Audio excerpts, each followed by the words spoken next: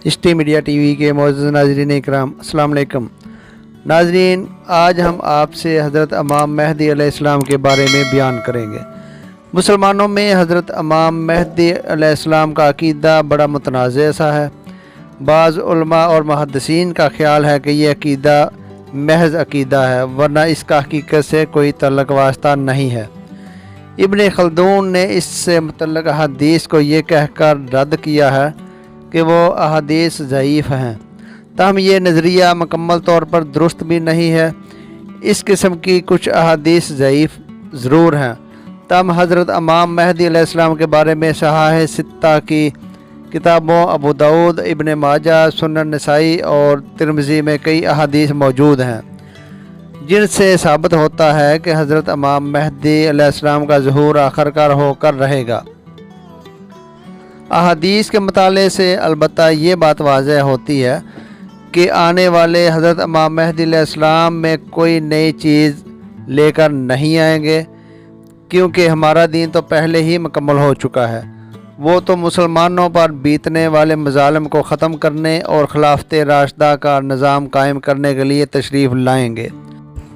حضرت امام مہدی علیہ السلام کی خصوصیات میں سے چند درج ذیل ہوں گے کہ وہ پرامن حالات میں نہیں بلکہ دنیا میں برپا رہنے والی جنگوں کے پس منظر میں سامنے آئیں گے۔ سیدنا علی بن ابی طالب رضی اللہ تعالی عنہ حضرت نبی اکرم صلی اللہ علیہ وآلہ وسلم سے روایت کرتے ہیں کہ دنیا کا صرف ایک دن باقی رہ جائے گا کہ اللہ تعالیٰ میرے خاندان میں سے ایک فرد کو اٹھائے گا جو زمین سے انصاف کو اس طرح بھر دے گا جس طرح اسے فساد سے بھر دیا گیا تھا۔ ابو داؤد۔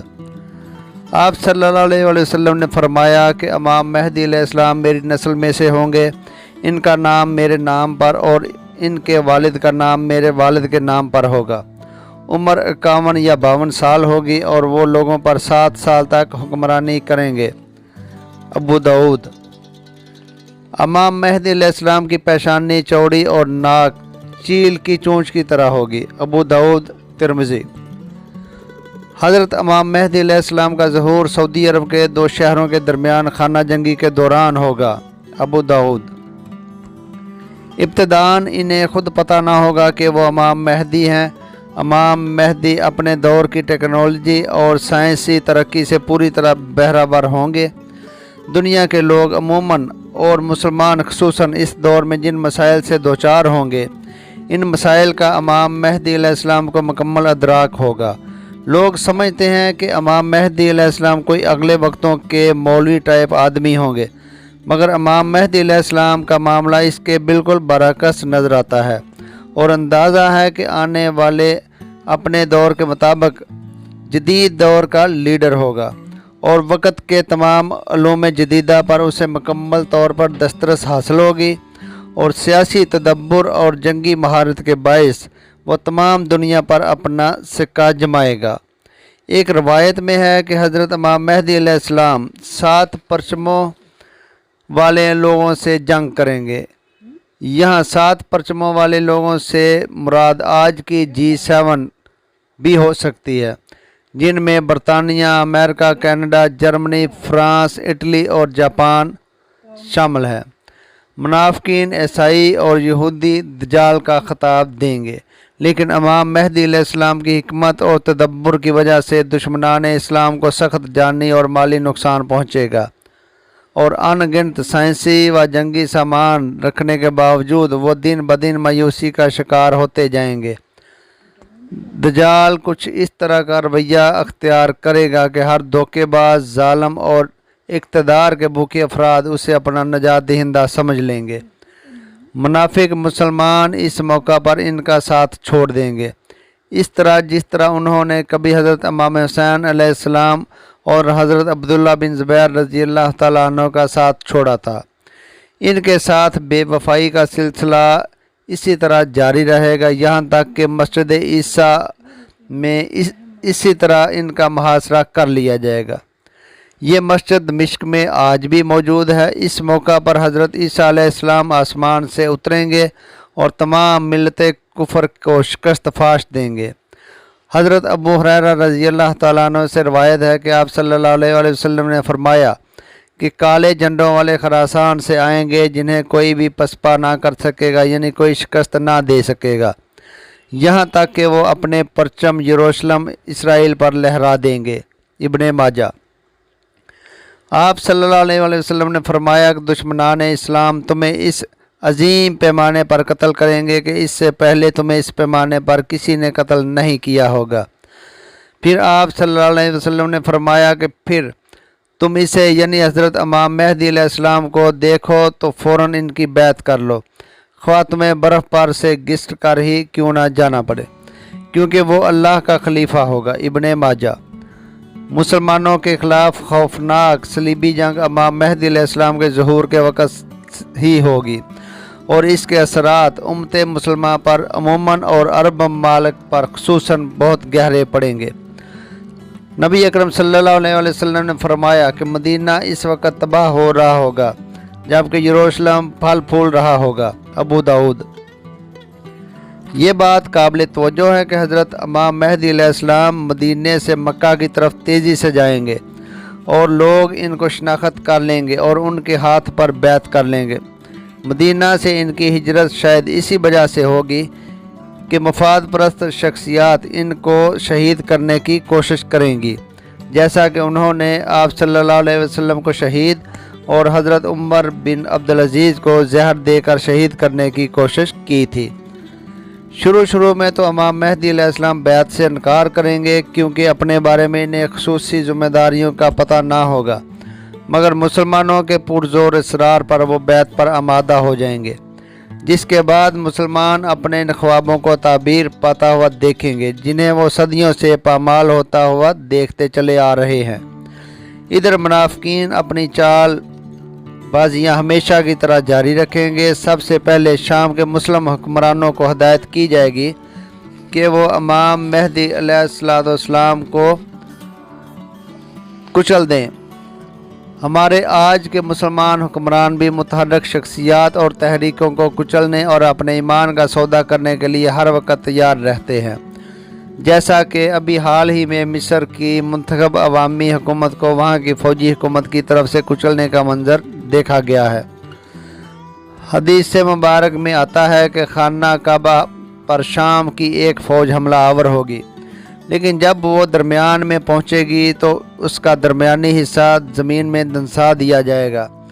ابھی فوج کا اگلا حصہ پچھلے حصے کو بلا نہیں سکے گا کہ زمین وہ بھی دنسا دیا جائے گا، پھر فوج کا درمیانی حصہ بھی زمین میں دنسا دیا جائے گا۔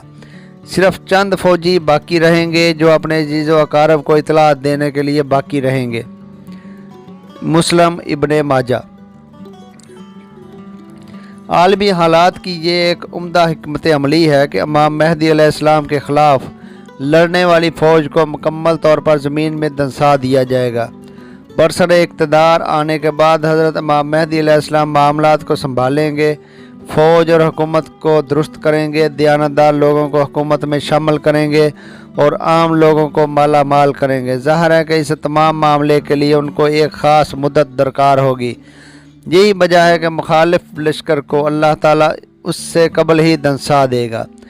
یہی وہ واقعہ ہے جب رونما ہوتے ہی تمام دنیا پر آشکار ہو جائے گا کہ حضرت امام مہدی علیہ السلام کا ظہور ہو چکا ہے، تو پھر لوگ جوک در جوک امام مہدی علیہ السلام کی طرف جائیں گے اور ان سے بیعت کریں گے۔ اس شکست کا ایک اور حوصلہ افزا پہلو یہ بھی ہے کہ تیل کے ذخائر کا مکمل قبضہ حضرت امام مہدی علیہ السلام کے ہاتھوں میں آ جائے گا۔ عالمی منڈی میں تیل نایاب ہونا شروع ہو جائے گا، نتیجہ میں مغربی معیشت زوال کا شکار ہوگی اور مغربی لوگ اپنی عیاشیانہ زندگی کو بدلنے پر مجبور ہو جائیں گے، جیسا کہ 1972-73 کے دوران شاہ فیصل شہید نے کر کے دکھایا تھا۔ مگر عرب کے حکمران اس ضمن میں بزدل ثابت ہوئے۔ اس طرح شامی فوج کی بربادی کے بعد جو مشرق وسطیٰ میں ایک بڑی فوج سمجھی جاتی ہے، اسرائیل اپنی حوث ملک گیری کے تحت تیزی سے شام کی طرف بڑھے گا تاکہ اس پر قبضہ کر لے۔ اس وقت کوئی قابل ذکر فوج شام کا دفاع کرنے کے لیے وہاں موجود نہیں ہوگی۔ یہودیوں کا مقصد یہ بھی ہوگا کہ امام مہدی علیہ السلام کو نعوذ باللہ دنیا سے ہی رخصت کر دیں۔ ये कौम अपनी सरहदें वसी करना चाहती है ताकि मुसलमान ममालिक अपनी ज़ाती व फ़ौजी दौलत और ज़राए से बिल्कुल महरूम हो जाएं। हज़रत इमाम महदी अलैहिस्सलाम के बारे में हदीस मुबारक से ये ज़ाहिर होता है कि इमाम महदी अलैहिस्सलाम हुज़ूर अकरम सल्लल्लाहु अलैहि वसल्लम की नस्ल और हज़रत इमाम हसन अलैहिस्सलाम की औलाद में से होंगे। इनका असल नाम मोहम्मद बिन अब्दुल्ला होगा। महदी अलैहिस्सलाम को महज इनका लक़ब होगा, जिसके बानी हिदायत याफ्ता खलीफा के होंगे।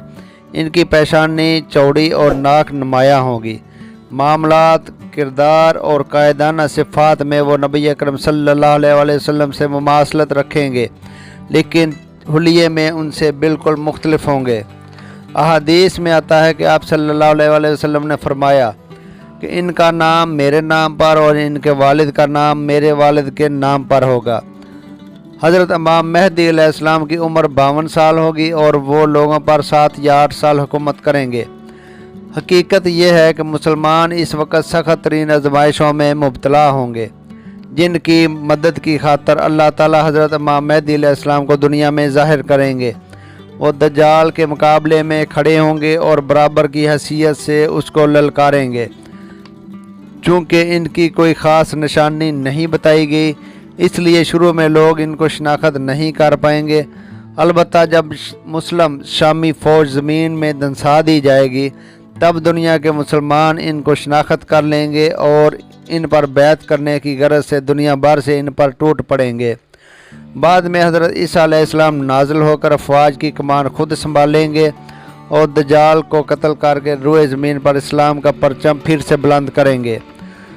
इमाम महदी अलैहिस्सलाम के आने के बाद एक अहम वाक़या ये रूनुमा होगा कि सदियों से मौजूद मुस्लिम शिया सुन्नी तनाज़ा बज़ाते खुद ख़त्म हो जाएगा, क्योंकि हज़रत इमाम महदी अलैहिस्सलाम पर यकीन रखने के बाइस दोनों ही फरीक उनके हाथ पर बैत कर लेंगे, जिसकी वजह से शिया सुन्नी का ये मसला हमेशा हमेशा के लिए ख़त्म हो जाएगा। हज़रत ईसा अलैहिस्सलाम के नज़ूल के बाद मुसलमानों और ईसाइयों के दरमियान ये जो मज़हब की लकीर है वो भी मुकम्मल तौर पर ख़त्म हो जाएगी और दुनिया में इस्लाम ही वाहिद मज़हब रह जाएगा।